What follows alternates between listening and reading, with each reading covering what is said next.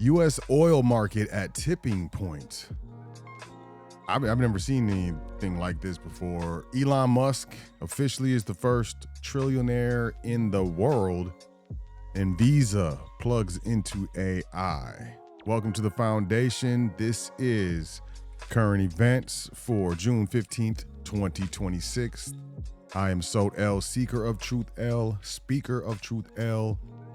And let's do our dance. Let me get you in and out. Let me get you guys in and out. Let's do it. All right, so first and foremost, make sure you check out welcome to thefoundation.com. Sign up for the email list. At the very least, we got some crazy things going on. I've just been really busy lately. Had a little issue with the asthma, but I'm good. So sign up for the email list though. We're getting it going. Silver, you know I like to do this. We don't care if there's an ad blocker. Silver. Let's get the silver. Where is it at? Silver. $69.73. A buy indicator came on yesterday. Yeah. I don't know how you feel about that. Me personally, I like to look at the MACD, the moving average, convergence, divergence, but it doesn't matter. With physical silver, dollar cost average, $10, $15, $25, $50, $100 every 2 weeks, every month. Pick a number, stick to it. Go grab physical silver. We buy Gold Spot or a coin dealer. Stay away from the pawn shops. Let's look at the Eastern spot price from the East. We got the Shanghai spot price, $77.54 for silver. Western spot price, $69.71. Still got a gap, still a little bit of arbitrage, but lately it seems like they've been converging. Let's jump into it. Iran, U.S. agree to halt war and reopen Hormuz. The United States and Iran have reportedly agreed to terms to end their war and reopen the Strait of Hormuz, news that brought relief to markets. Although the pact may hinge on an end to hostilities in Lebanon and defers talks on Tehran's nuclear program, while still a framework, the deal marked the biggest breakthrough towards resolving the conflict that has killed thousands and upended energy markets, since it began with joint U.S.-Israeli strikes on Iran in February. That was months. What are you talking about? Supposed to be 2 weeks, right? A week? 4 days? What did he say? Quote, the deal with the Islamic Republic of Iran is now complete. And quote, U.S. President Donald Trump wrote on his Truth Social platform at around 5:30 p.m. in Washington on Sunday. His post came shortly after Pakistani Prime Minister Shehbaz Sharif, whose country has served as a mediator, announced the deal had been struck. The memorandum of understanding is scheduled to be officially signed on Friday in Switzerland. Good news. Good news. Netanyahu and Trump on collision course as U.S. Iran agree to halt the war. Benjamin, this is out of Jerusalem. So, this is what they're saying. Israel. Benjamin Netanyahu, it's hard for me to say that name, bet that his joint war alongside Donald Trump would topple Iran's clerical rulers and bolster himself ahead of elections at home as the architect of a U.S.-Israeli alliance that would reshape the Middle East. Instead, Israel's longest-serving prime minister is on a collision course with Trump as the U.S. president seeks to extricate himself from the war, with both men's goals unmet and Israeli military operations tied down in Lebanon. For now, Israeli officials have been cautious in public for fear of angering their most important ally, known for being prickly towards critics. But in private conversations, the frustration is clear. The preliminary agreement is, quote, terrible for Israel, end quote, said one senior Israeli official, giving a frank assessment on condition of anonymity. Quote, and there is no one in the Israeli leadership who views it otherwise, from the prime minister to the chief of staff, end quote. Washington says that over the next 60 days, when the ceasefire is in place, it will negotiate full terms that will address U.S. and Israeli concerns, especially over Iran's nuclear program. But Israeli officials told Reuters They thought the negotiation period under the deal was likely to be extended, tying Israel's hands from taking military action while its concerns remain unresolved. Netanyahu and Trump have repeatedly clashed over Israel's refusal to constrain its pursuit of Iran-backed Hezbollah in Lebanon, where a cessation of hostilities is a key Iranian demand. At the start of the month, Trump described Netanyahu as, quote, effing crazy, end quote, in an angry phone call ordering him not to strike Beirut while the U.S. was seeking a deal with Iran. Netanyahu called off the attacks that day but struck Beirut's southern suburbs a week later, provoking Iran missile strikes on Israel and a public rebuke of both sides from Trump. Hours before the U.S. and Iran announced the interim deal, Israel hit the Lebanese capital again on Sunday after rockets were launched at Israel from Lebanon. Fire, Trump described, that comma is in the wrong place. That comma shouldn't be there. Launched at Israel from Lebanon, fire. Trump described as small and meaningless. Netanyahu said that Israel has emerged, quote, strong and steady, quote, end quote, with a leadership that stands firm and wise at a press conference in Jerusalem late Monday. He acknowledged that he and Trump have sometimes had their differences. I don't know. Is this a theater? Is this actually sincere? I don't know, but we'll see. We shall definitely see. U.S. inflation tops 4% for the first time in 3 years. As oil prices jump, annual inflation rose to a 3-year high of 4.2% in May, underscoring how elevated energy prices are rippling through the U.S. economy, according to new data from the Bureau of Labor Statistics. Prices rose 0.5% on a monthly basis, driven higher by the U.S.-Israeli war with Iran. The latest consumer price index shows the higher cost of energy accounted for 60% of the monthly increase. Crazy business. The tanks in Cushing, Oklahoma, are hitting bottom. The oil market is about to hit a tipping point. Cushing, Oklahoma, dubs itself the pipeline crossroads of the world. The tagline is emblazoned on a giant roadside sign fashioned out of pipes on the corner of Main Street and South Stiles Road. I don't know. I think that's how you pronounce it. It has a valve and everything, but it's not a slogan. In 1912, Tom Slick was passing through what's now Drumright, Oklahoma, when he smelled oil. He bought the land for $1 an acre and started digging, uncovering what was then Oklahoma's biggest oil well. Today, neighboring Cushing is the hub for America's energy market. It literally provides the oil plumbing for the United States. It's where America's benchmark West Texas intermediate oil is priced and warehoused. From there, it's piped to refineries around the country. In normal times, Cushing stores around 40 million barrels of oil with capacity of up to 75 million barrels.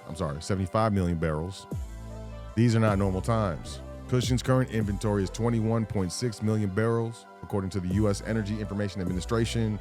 That's dangerously close to operational stress levels, the tipping point at which Cushing struggles to supply all of its customers with the oil they demand. When Cushing's reserves get below 20 million, they effectively hit empty, scraping the bottom of the barrel of what is largely unusable sludge. And when Cushing runs empty, strange things happen to the oil market. Unless the Strait of Hormuz opens soon, very soon, we're probably just weeks away from finding out what that looks like. Cushing is running out of oil because America has become the supplier of last resort for regions of the world that typically get their oil and fuel from the Middle East. Demand for U.S. oil surged to a record high during the Iran war, and crude has flowed out of Cushing faster than America's oil drillers can refill it. But it's not just a Cushing problem. U.S. diesel stocks recently hit their lowest since 2003. Gas inventories have been falling too, about 5% below where they were a year ago. Other U.S. commercial crude storage facilities outside of Cushing are also getting drained fast by 7.2 million barrels last week alone. What happens when it goes dry? Despite the largest crude supply shock the world has ever seen, U.S. oil and gas prices still haven't hit record highs during the 3+ month of war with Iran, and they've been sliding sometimes sharply in recent weeks. That's largely because the world has historically oversupplied with oil going into crisis. Was historically oversupplied with oil going into the crisis. Those stockpiles have acted as a global shock absorber. But commercial oil inventories are rapidly dwindling. Oil stockpiles in the world's wealthiest nations are falling by 6.3 million barrels per day and are sitting at just 2.6 billion barrels. According to the U.S. Energy Information Administration, that's just 100 million barrels above operational stress levels. This is, or said David Oxley, a chief climate and commodities economist at Capital Economics.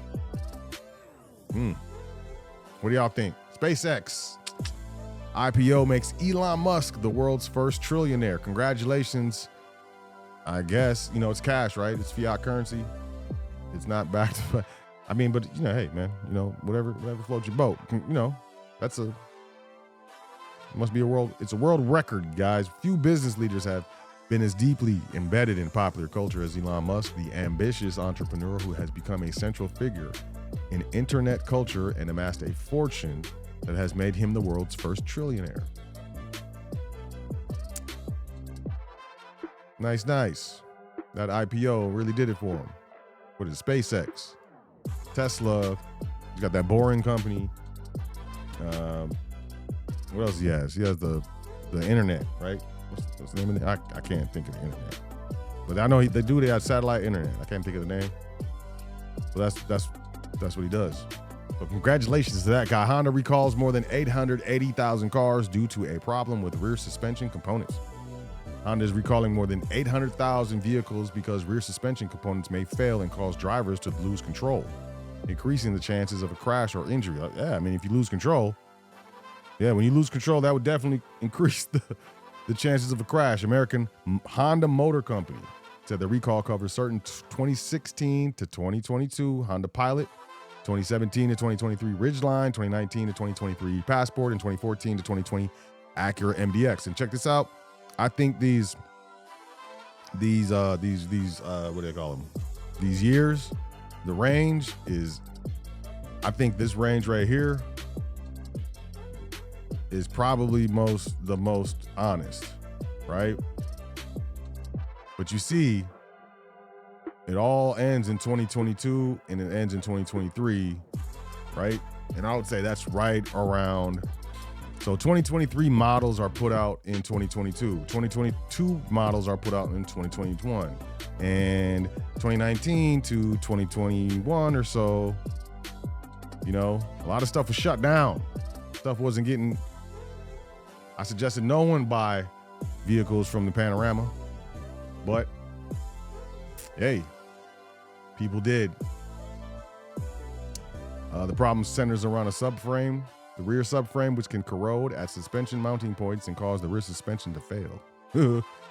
Your whole suspension just failed. Honda has had no warranty claims and no reports of an injury or death related to the problem. Yeah, don't worry about it. Visa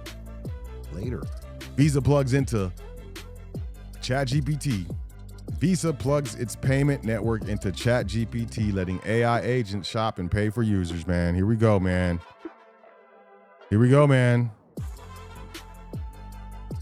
San Francisco betting that people will soon grow more comfortable having artificial intelligence agents shop for groceries, plane tickets, or diapers on their behalf. Payments giant Visa said last week that it has embedded its payment network inside of ChatGPT, empowering the chatbot to independently shop and complete transactions. No. It means AI agents can not only recommend products, but complete the purchase on the user's behalf at potentially any merchant that accepts Visa. The payment network's previous attempts at this technological leap were confined to a single retailer or a small set of enrolled merchants. It is not OpenAI's first attempt at e-commerce. The company late last year announced instant checkout, which allowed ChatGPT to scour the internet for a specific item, like a digital personal shopper. But the process was prone to errors and was not widely adopted by merchants due to the fee that OpenAI was charging merchants. The company retired instant checkout in March. Visa's collaboration is different from OpenAI's previous attempts, as it will allow users to link their Visa cards to ChatGPT to shop and make it easier for merchants to accept transactions initiated by artificial intelligence agents. And then they're going to kick you in. We'll talk about that tomorrow. Fox to buy streaming pioneer Roku in a $22 billion deal. Uh-oh. Fox has agreed to buy the streaming pioneer Roku in a cash and stock deal valued at approximately 22 billion US fiat currency notes, including debt. Roku will continue to be run as an open, partner-friendly platform, the company said Monday, and there appears to be no immediate changes that customers will see. Okay, Fox and Roku said that the combined company will become the third largest player in U.S. television by share of viewing. Media reports had surfaced on Friday that Roku was looking at its strategic options, including a possible sale. Speculation was rampant as to which companies might be interested in an acquisition. Aside from Fox, names being tossed around as potential buyers included Netflix, Amazon, Comcast, and Disney. The deal will give Fox access to more than 100 million global households, along with the Roku channel and its first-party data. Fox oversees a massive sports, news, and entertainment network, as well as Tubi, which it acquired in 2020. Roku founder Anthony Wood had initially worked within Netflix in the early 2000s as that company attempted to make a seismic shift from renting DVDs to streaming. So he did what they did, and he just sounds like he's probably cashed out for around, a couple billion. He'll get out of that. I think that's great. What do you think? Let me know in the comments. Y'all have a great day. Hope you had a great evening as well. Enjoy yourself. Take care of yourself. Make sure you say 10 things that you're thankful for before you go to sleep tonight and every night. It is very important. And I'll catch y'all tomorrow on Current Events. Peace, y'all.